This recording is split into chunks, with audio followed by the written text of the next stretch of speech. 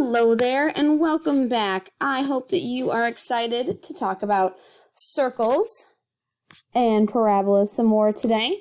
Today we're going to focus on what happens when the circle or parabola is not given to us in that easy to graph, easy to pull information from standard form. What happens if it's given in what we would probably consider general form? How could we convert that into standard form? And the way that we are going to do this is we are going to draw on our completing the square skills in order to make this possible. Before we can do that, though, we need to review a couple of things. First off, we need to remember that a parabola in standard form could be written as x minus h squared equals 4p times y minus k.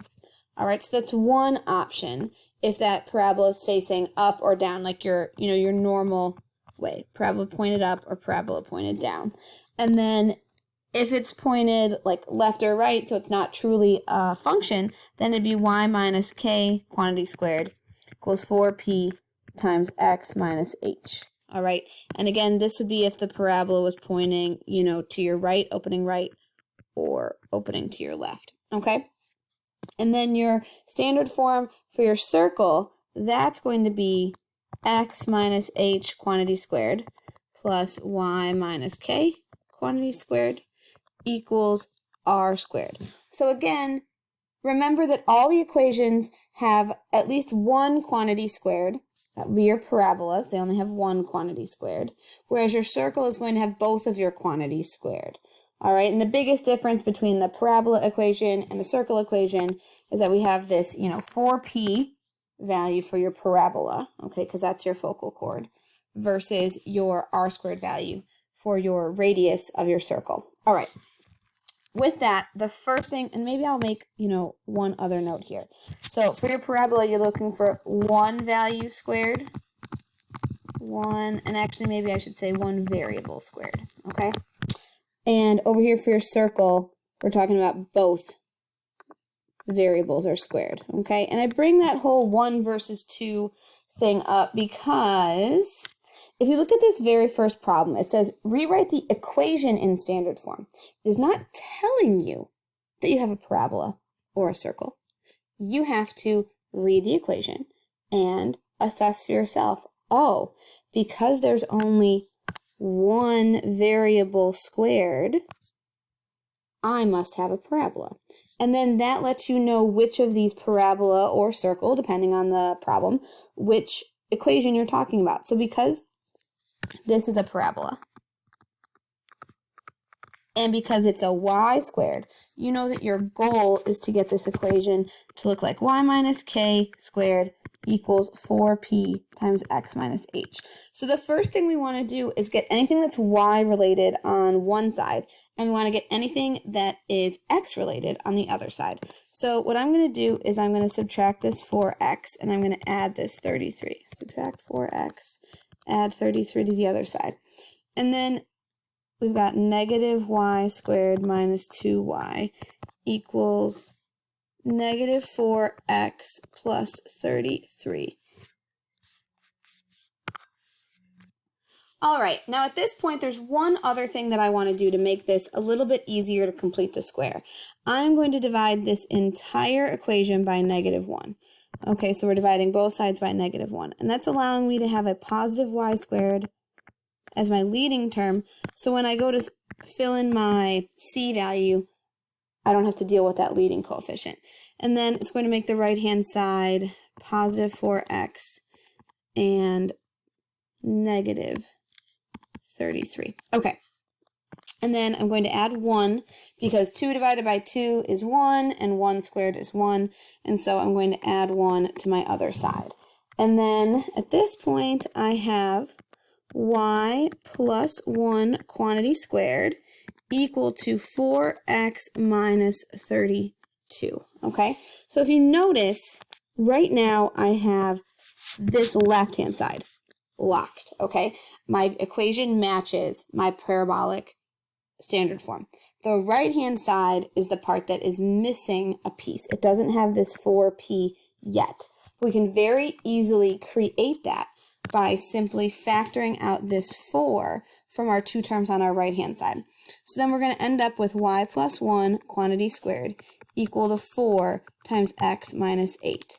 And now we will be able to easily identify where the vertex is located, which would be at 8 comma negative 1, and we can say that p would be equal to 1, so that will allow us to determine where our focus is. So we can do that much more easily from this equation than we could from our original. Now, I would like you to look at problem number 2, see if you think it's the same, different, and give that problem a shot before we move on to talking about number 3. Okay, so I'm going to pause this, and when you come back, after you take a little bit of time to pause and try this problem, the answer will be here for you. All right, so hopefully you at least got to the point where you identified that this is a parabola, figured out which type of equation this should look like, and at least maybe got to somewhere around this 3rd or 4th step. And you may have noticed that there's a leading coefficient on that left-hand side, and there shouldn't be. So what you're going to do is something that might seem unusual, but you are going to divide by 2, even though this side isn't divisible by 2.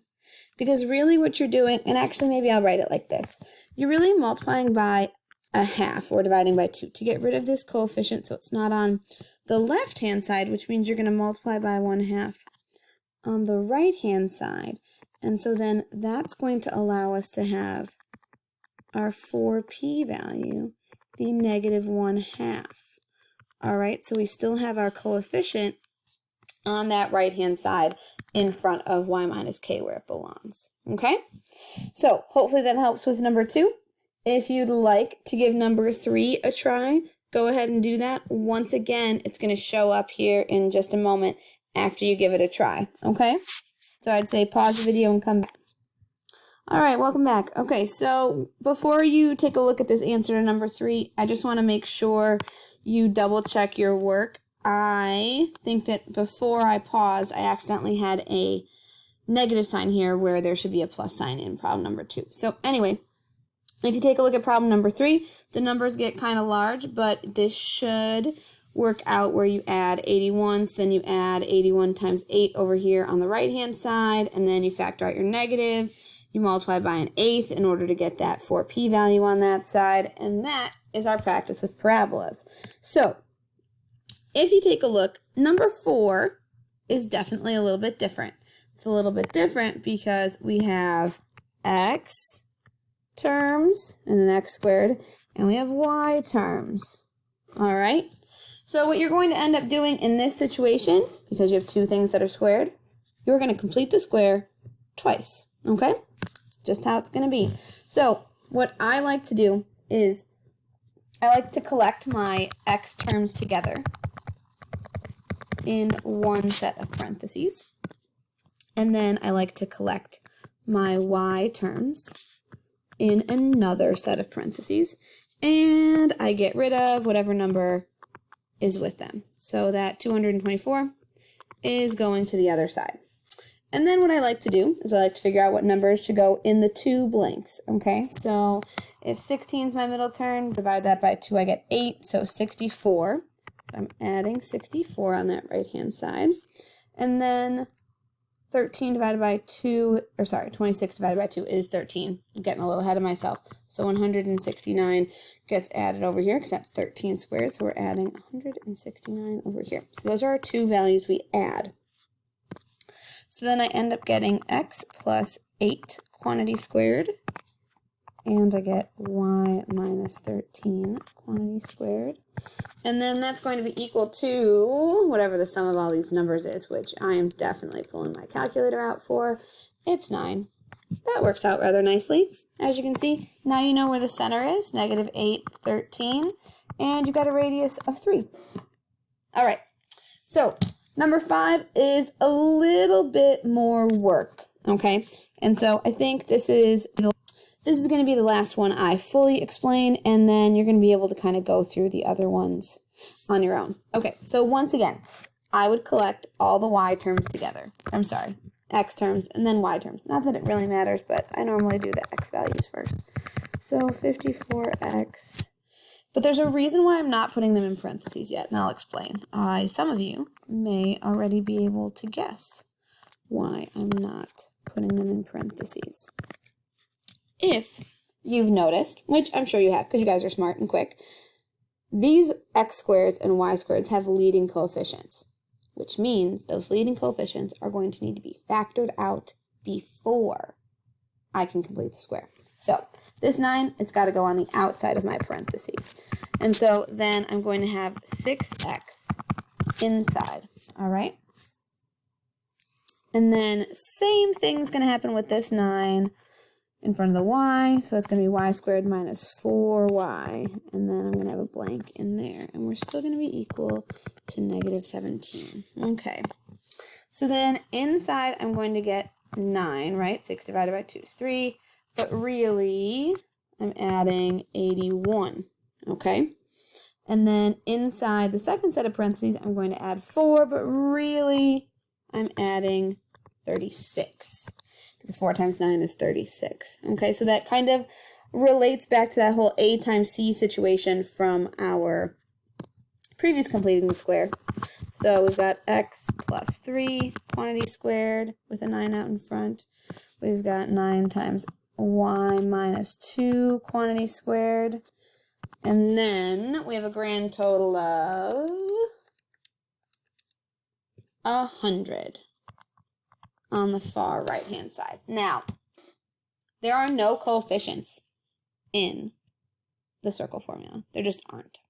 So, when this happens, if it happens, which doesn't happen very often, you have to get rid of it. The way you get rid of all the things that are in front being multiplied, you divide. So we're going to divide the entire thing. Every term is being divided by 9, okay? So that means the 9s go away in front of each of my quantities that are squared. And then my 100, or my radius squared, is just 100 over 9. Okay, so final equation is going to be x plus 3 quantity squared plus y minus 2 quantity squared equals 100 ninths. Okay? So what I'd like you to do is try number 6. Okay? And the answer will pop up with all the work in just a moment, okay? All right, folks, and your last one looks a little bit more complicated than it really is. I think it's because the terms are kind of all jumbled up on both sides of the equation. So I removed all the x and y's to the left-hand side. I moved that 266 over to the 266 over to the right-hand side. And then once I collected those, I completed the square for each variable, factored on the left-hand side, and then added all the numbers up and got 8 on the right-hand side. So I believe that is all we needed to cover for our completing the square practice. I hope you feel really good about all of this. There is some additional practice in your packet that would probably be strongly encouraged, recommended, dare I say, required, depending on how you feel about all of this. So I would work on that. Enjoy the rest of your day.